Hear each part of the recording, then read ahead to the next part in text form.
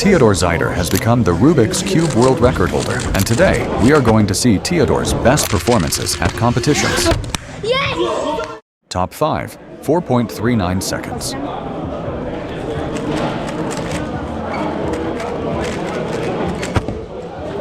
Top 4, 4.28 seconds.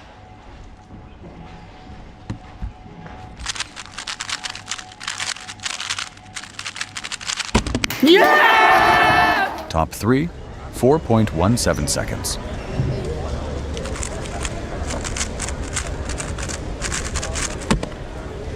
Whoa! Top 2, 4.09 seconds.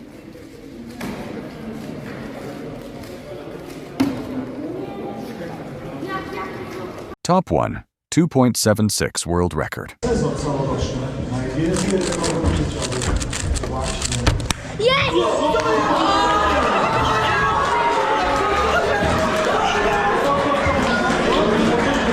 If you enjoyed the video, click the subscribe button.